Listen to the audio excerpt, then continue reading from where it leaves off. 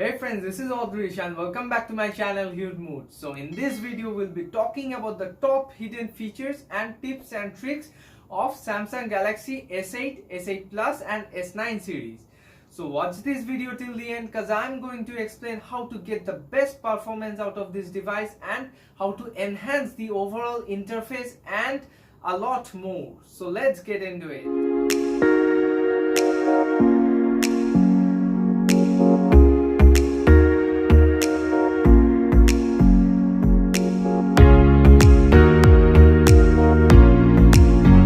So friends, in the first trick we will see how we can hide the navigation panel so that it will look like a full screen display, and it looks pretty cool.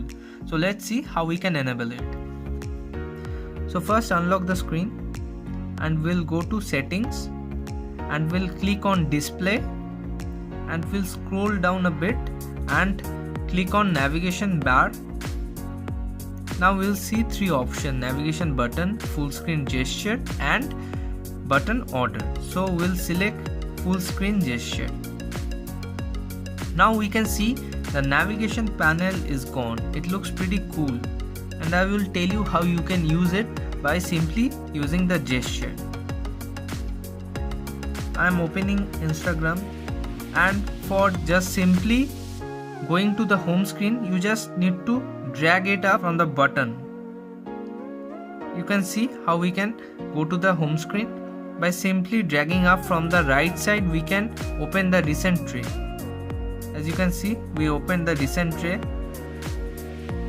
By simply going left side and dragging up, it will back. Look how simple is it. So it's really a cool feature. You can use it and try it. So this is all about our first trick.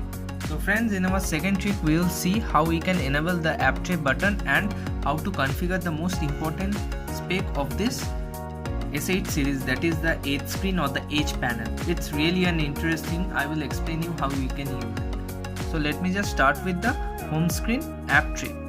So first we long press on the home screen and we can see the home screen settings. We click on it. After that we can see the apps button. We have to enable it. So I enable it. Now I'm going back to the home screen. So we can see an app tray icon is visible. So I'm clicking on it. So we can see the apps are visible over here. So most of the people likes to use it, as most of the users wants to use an app tray. So it's really helpful for them, I think. So now coming back to the most important part of this trick, that is the 8th screen, how we can enable it. So let's follow these steps. First we have to go to the settings, then we will go to display, then we'll scroll down a bit and we can see the 8th screen option. We'll click on it. Now we have to enable these H panels. Now we can see on the top right corner a transparent white bar is visible. So we can just tap and drag on the left side, so we can change it, or we can change the slides. As we can see, there are different kinds of slides available. App edge, here you can just select any app that you want to add on this panel for quickly accessing it. Here you can add contacts of your phone for simply messaging them quickly, so it will help you, or to call them. This part is really helpful because from this part you will be able to capture any part of the screen as a picture or any animation, or you can pin any part of the screen. So let me just give you a demo on this. By selecting this rectangle, you can select any part of the screen like this, and you can save it by simply clicking on done. Now you can save it on your device by simply clicking it, and it got saved. Now we'll see the oval option. Now this part will select an oval image. So this one is also efficient and useful. By simply clicking it done, we can select this part and we can save it. And the next thing is animation. We can select an animation or a GIF, so we can save any animation. We can record any part of the screen by simply dragging it by pressing this ball icon. Now I am going to show you an animation that I am recording. I am pressing on record. So let's just see how it looks. So it got saved. Now let me just check the next part, that is the pin to screen. This is also very helpful because in most of the cases we need to copy any number from a different page or from a different section of our phone. So we can just simply select that number and click pin to screen. That part will always be on the screen and you can put it anywhere on the top or bottom. So it will be very much helpful for you for copying it. So you can use it. Now let me just show you how the animation looks.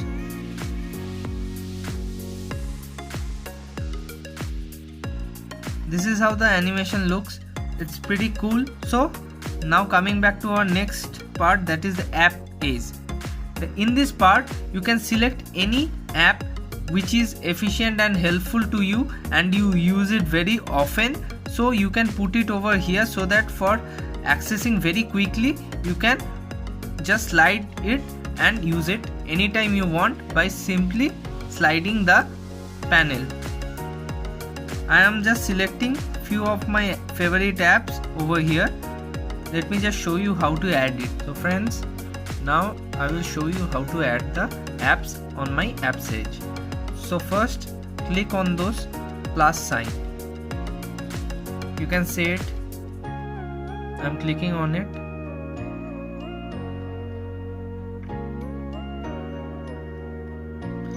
So these are the applications from which I can save my apps.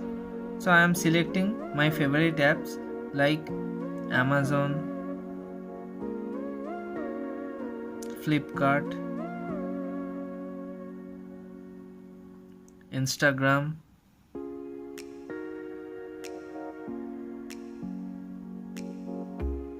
WhatsApp and YouTube. So I have selected my apps.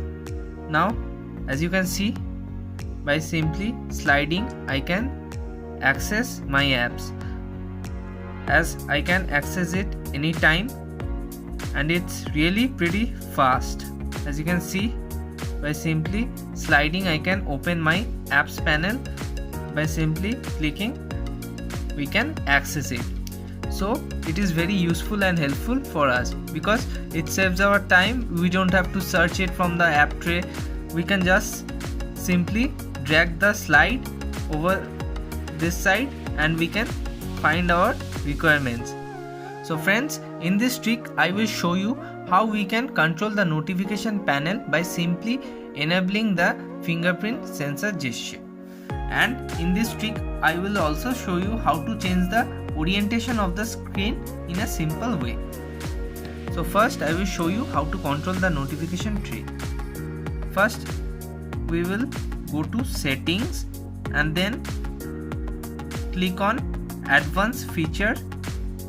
Then we will click on motions and gestures. As we can see, finger sensor gesture, we will click on it. Now we will click on it to see what is written the instruction. Swipe up or down on the fingerprint sensor to open or close the notification panel. So it's suggesting to swipe up or down for controlling the notification panel. So let's check it out. I am swiping down and up for controlling the notification panel. As you can see, it's really fast and effective. So friends, you can try it. It's really simple and it will also help you. So friends, now I will show you how to control the orientation of the screen in a simple way. Just tilt the screen in this way. you will see that a small rectangular icon appears. By simply clicking on it, you can rotate the screen. As you can see, the screen got rotated this way. All the apps will show in this way. So it's really a simple way to change the orientation of the screen. Now I will change it to a portrait mode.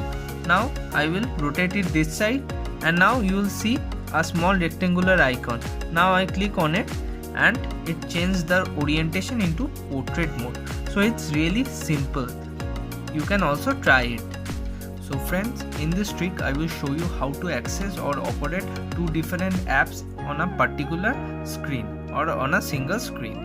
So for this I will be using two different steps. One is the usual split screen that most of the Android phones supports, but today I will show you a different way, that is the pop-up view, which is designed by Samsung. So a great thumbs up to the Samsung team for their customization. This is really a cool thing.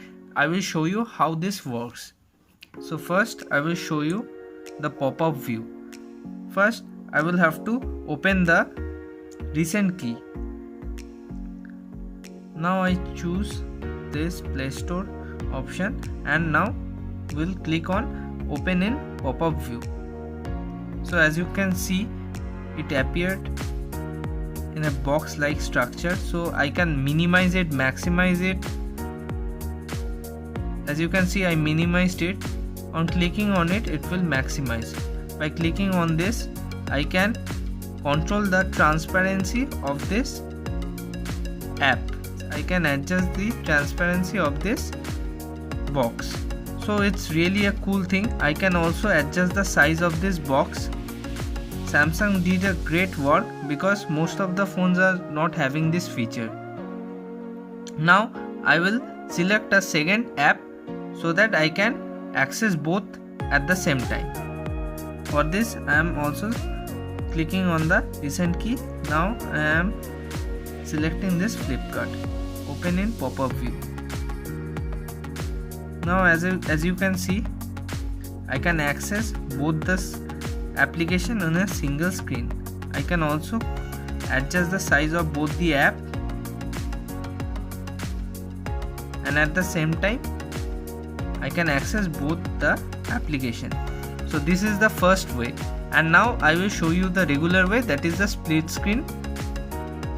Most of the Android phone supports this feature. So first open the recent key. Now click on it, click on this icon and open in split screen. Click on it. As you can see, one application got selected. Now I am selecting the Flipkart. So now as you can see, both the application got selected, and we can adjust the size of this application by simply dragging this bar. We can select the window size. So it's really a cool feature, as most of the Android devices support this. So it's not a big deal, but then again it's a good thing to have in an Android device. So friends, now the most important part of this video. This trick will help you to get the maximum performance out of your device in terms of battery life. As I heard and also saw that most of the pupils are complaining about the battery life, and I even faced the same issue. But today I have come up with few solutions that I am going to share with you, and it worked for me. Kindly follow these steps and let me know that what are your findings after using these steps. I hope this will work. So let's start. You have to disable few things or turn off few things, like always on display. As you can see, this is called the always on display. It will always be on, turned on. So that's why it consumes a little bit of battery life. So I am going to disable it. For disabling the always on display, all you have to do is you have to go to settings, and then you have to go to lock screen, and then you have to click on always on display and turn it off. By turning it off, it will save your battery life also, as it will not show on the screen. This is the first way. And the second way is that always you have to turn your power mode to medium power saving mode, because this will restrict background data, turn off always on display, and limit CPU usage. It will limit the CPU speed, and it will limit the maximum CPU speed to 70%. So it is really a good thing to turn it on. And the brightness is 10% less, and screen resolution is full HD plus, not quad HD. So it will save a decent amount of battery life. So I think these steps will really work for all the users who are using Galaxy S8, S8 Plus and S9. By applying the medium power saving mode, it will definitely give a better battery life. Thanks for watching this video, friends. So if you like this video, just let me know in the comment section below, and like, share, subscribe. So we'll catch up in my next video. Till then, bye.